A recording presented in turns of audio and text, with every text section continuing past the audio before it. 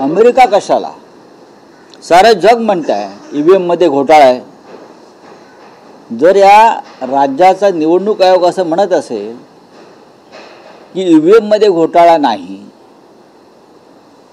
याचा अर्थ असा आहे की या भारताच्या निवडणूक आयोगात घोटाळा आहे. या भारताच्या निवडणूक आयोगात घोटाळा आहे. अख्ख्या जगाने ईव्हीएम नाकारला आहे आणि हे शाणे आलेत का? हे उद्या रिटायर होतील. हो, राजीव कुमार उद्या निवृत्त होतील.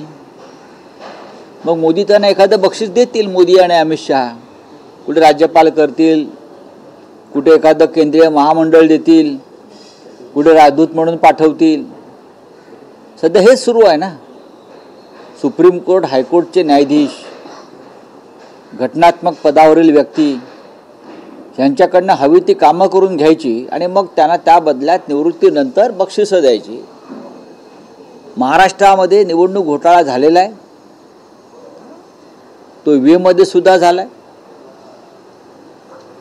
हा घोटाळा हरियाणामध्ये झाला आहे. त्यांनी निवडणूक आयोगानं मसाजोगला येऊन पाहावं, बसावं.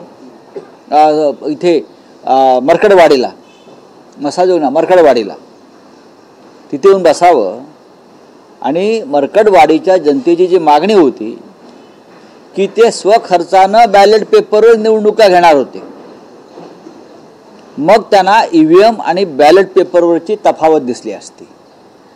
राजीव कुमारना तेच गाव, तेच मतदान करणार बॅलेट पेपरवर, आणि मग त्यांना दिसलं असतं की तफावत काय आहे.